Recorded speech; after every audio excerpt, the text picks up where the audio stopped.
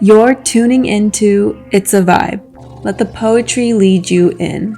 I have started a third ongoing series called Art Dialogues, where I chat with my friends about their creativity and artistic pursuits. I think it's so good to connect with your local community through art, so let's see what my friends are up to.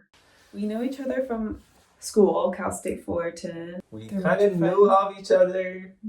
I I think we had a couple we of had classes together. together. Yeah, we had a couple classes together Yeah. too. So I saw you around, and then we met through a mutual friend as Yeah. well. For me, it was a huge adjustment period after school Mhm. when I realized the working field or the environment or whatever, how the businesses work and how design kind of fits into different businesses Mhm. and their needs. It took me a while to adjust to that. Mhm. Just realizing the roles that go into, I don't know, the business side of things and just what you report to whom or I know all of that. yeah, all of that. Yeah. It's like you can't just do your own thing, and like that kind of like restricted me at first.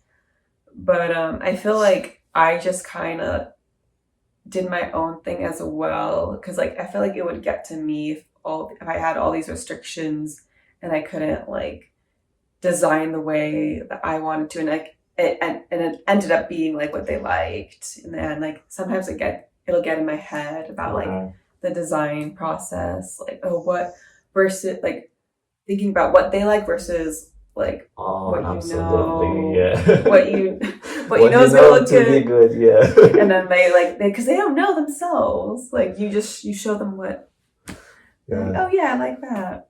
What did you learn to do to deal with that?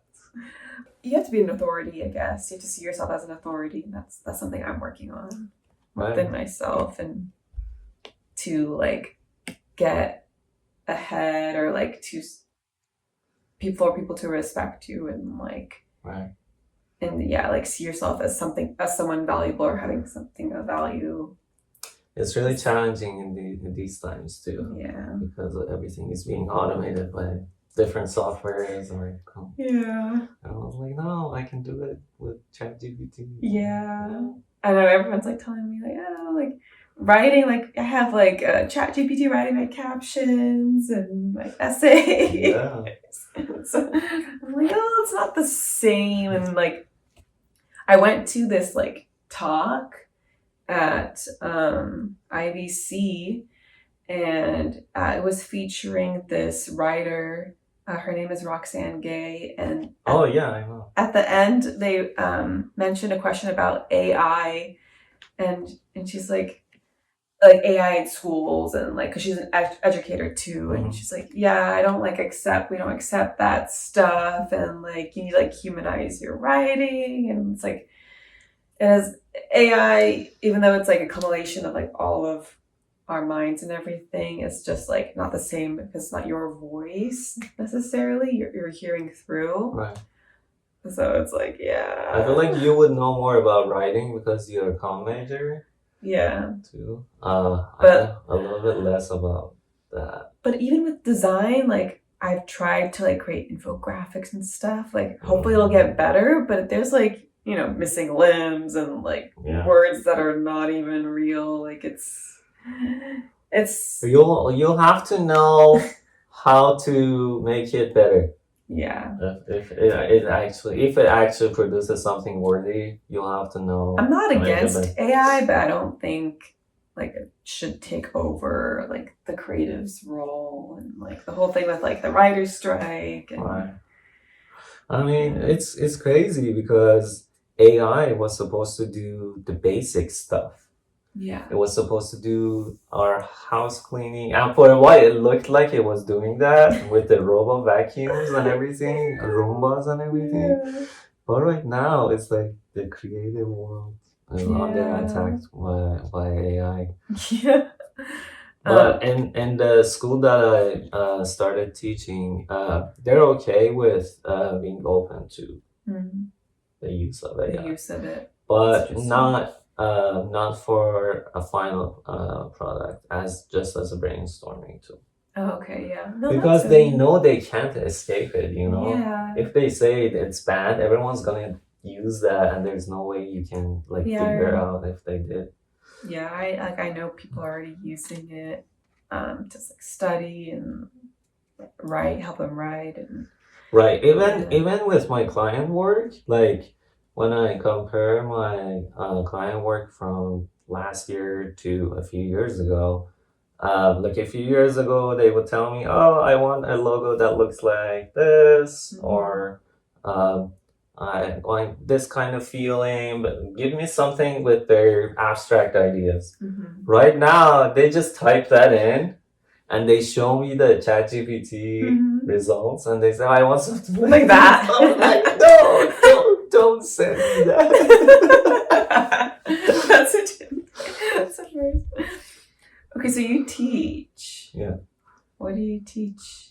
Digital design. I mean, I was supposed to, but yeah, the class had low enrollment this semester. So after a few sessions, it got canceled. But it's called the digital design or design for digital spaces. Oh, cool. So it's sort of like an introduction to from print design to digital and screen designing for screens, and hopefully an introduction to beyond that. Like for example, if you want to do UX next or do web design or anything. Okay. So it kind of covers a little bit of everything. That's neat. Yeah. Where are you teaching? Fullerton College. Fullerton College. Yeah. Oh yeah. That's cool. Hopefully it'll get picked up soon. Yeah, hopefully next semester. Yeah. What else are you like working on and like freelance stuff? Yeah, I'm doing freelance work right now. And then like your own art, like. Yeah, I haven't touched it for a few weeks now, or a dozen weeks now. But yeah, I did have my own exhibition last fall. Basically my first solo show that I put together. That's one of the risks I've taken, like the biggest risks I've taken, because I always thought that you have to have a master's degree to be able to have your own solo show, and no one will look at your work if you're a bachelor's. And sometimes that's true with the big name museums or galleries. But I was like, I have this a series of artwork or a series of work, and why not just show it somewhere that allows me to do, so that I can curate it myself. And basically I did that as a present to myself for my birthday. That's awesome. Yeah, so that series, I worked on that a few years ago, but I didn't really have physical manifestation of it or like prints of it for a gallery. So I prepared that in a couple of months and basically prepared the show in a couple of months. Wow. Yeah. And what was that show about? Ooh. I think in basic terms it was imagining traffic signs with different context other than traffic or stuff like that. I mean, it's not like a totally new, unique concept, but I wanted to explore that with my own ideas. Yeah. That's so cool. Different themes like spirituality, sometimes love, manhood. You also taught.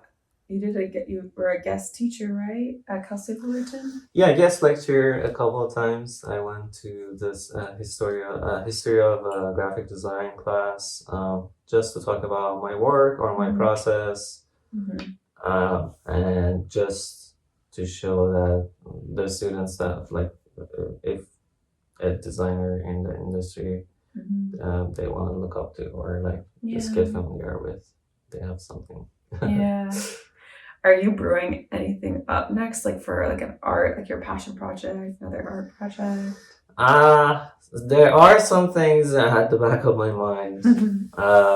Very similar to that traffic sign thing. Yeah. But this one will take a little bit more time to prepare. It's not Yeah. going to be like a couple of months. You've done so many stuff online. Like I've seen on your Instagram and your website, Yeah. and there's other like during the time of what was it? Women Life Freedom. Yeah. And some other things. You've always done like social commentary, like work about like social commentary and stuff like that. Yeah. It's interesting because I started doing that before the algorithm sort of was this complex on Instagram. So that it would only show you what's trending first, and then it will show you your following.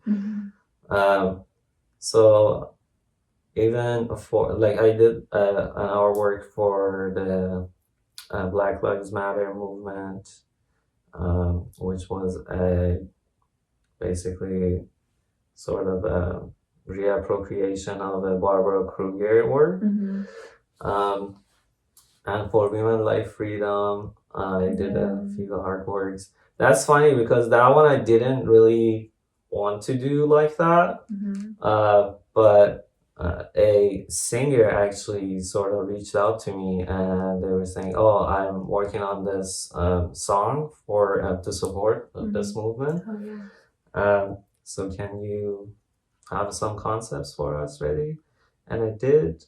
But they wanted something more tangible. What I do is usually a little bit abstract, so it requires a little bit of thinking. So that you would get it just with tiny delay. He wanted something that was like right away. You would see a girl, you would see like her hair, and you would see all of the symbolism. Yeah, I think like that's a topic I really want to like talk more about, like art as advocacy and like bringing up these topics that like are sparking like an emotion in people and Right. having that positive moving forward, that positive change in society. Like because I think about this with myself, how is my art like how does my art shape society, or like how has art influenced me, how I live my life, and like how do I want my art to influence people? Right. Yeah. Yeah, I'm very interested in that too. I didn't think I would be. Honestly, when I was in school, I didn't even think that would be my interest. And me neither. I think it's when I got more involved in like my environmental volunteering and getting more involved with those organizations, because like even in school I did a project with a few nonprofits, Monkey Business Cafe and also the Fullerton Arboretum, and they work with foster youth, and they have like a farm to table cafe, and then they have the garden at the Arboretum, and they actually have students. They have like environmental students there. It's a program called U Acre, and then those students like help the foster youth to like learn about growing plants. And yeah, it's like really nice.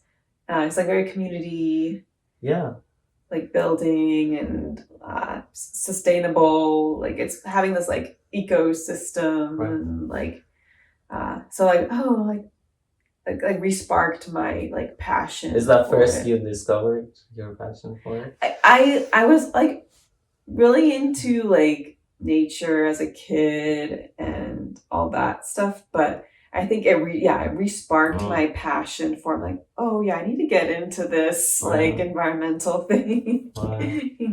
Yeah, for me, I think it started when I was working at the Daily Time, the newspaper at the university. So we did usually we design advertising for clients, or just modify them for them. But sometimes we had public service announcements, and it was up to me to come up with the concept for, or the designers. At some point, we had 3 designers, I think. And one of the years that I was there, we had one of the semesters that we had this really terrible news of one of the students committing suicide.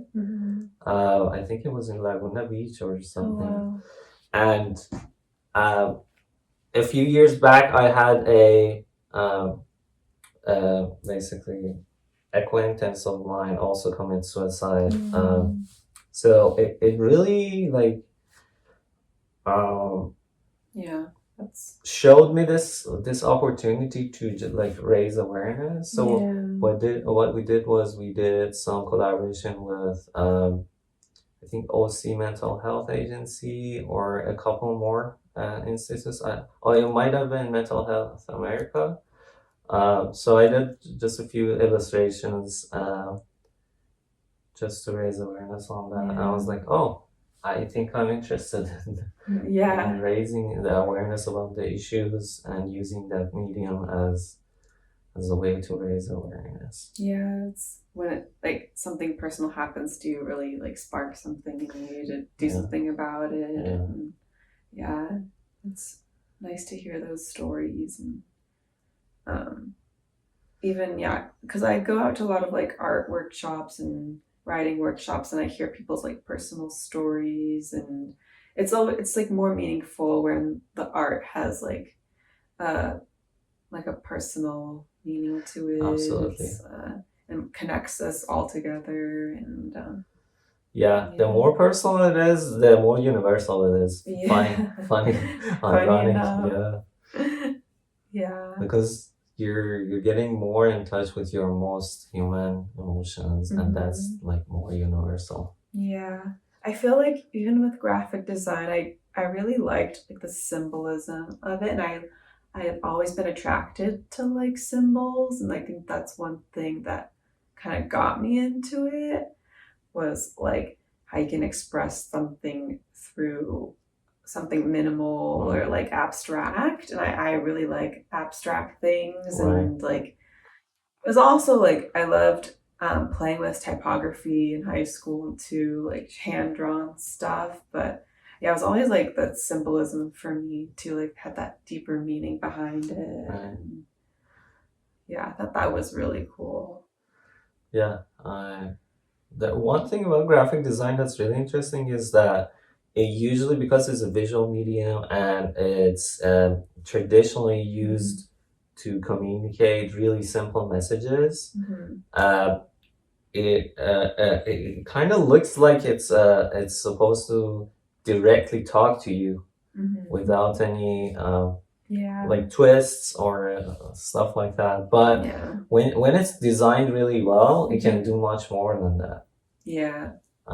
And that's what I realized I liked about graphic design work. I think like there's a lot of activism that happens through like posters, and it's absolutely. It's like you like look at something and it's an interruption in your day. Like if you see something on a wall or the street, like it's like silent. It's like, I guess not in your face, but it's a little confronting.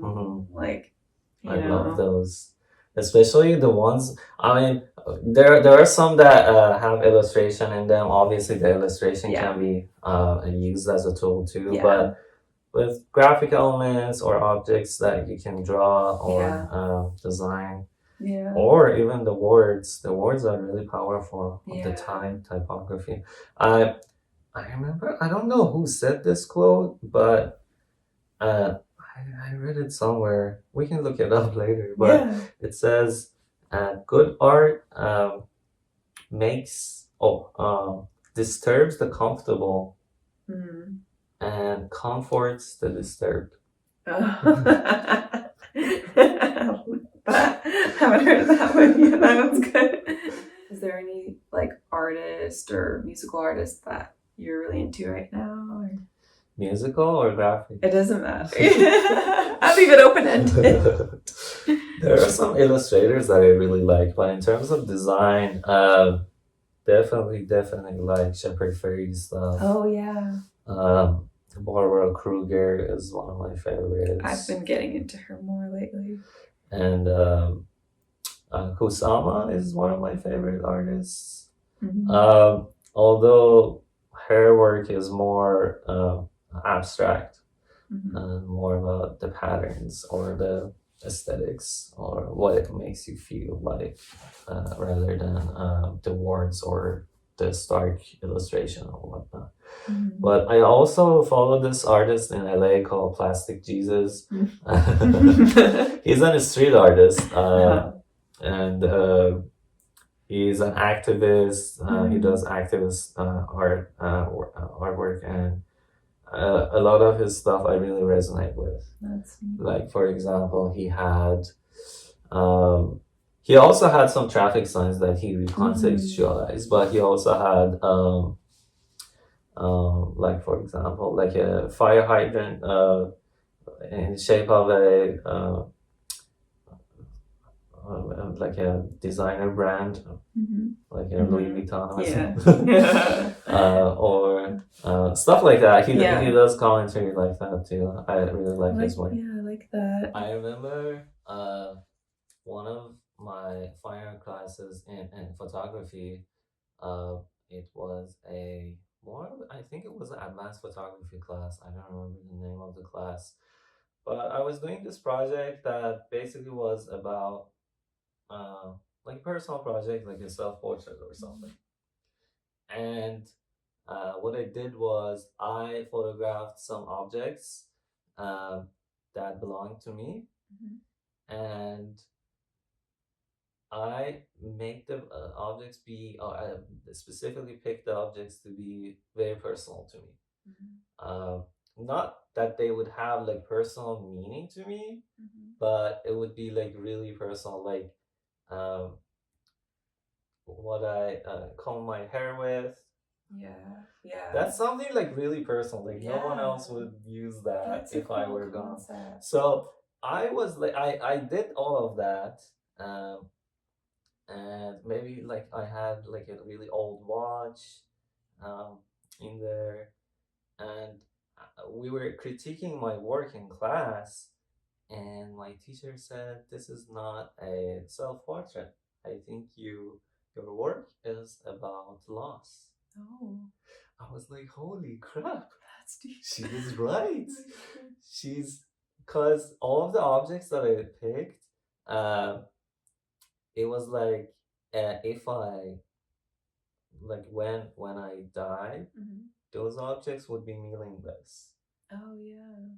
Because they only meant something to me, or like not even like something like really like valuable, but like because it was like dependent on my existence. Yeah.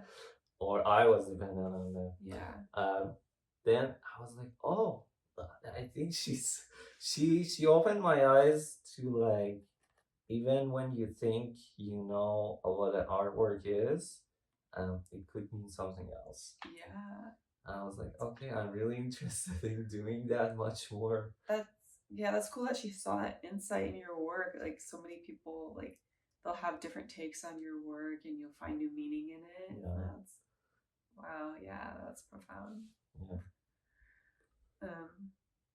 All right. Well, thank you for sharing everything. I got to know you much better.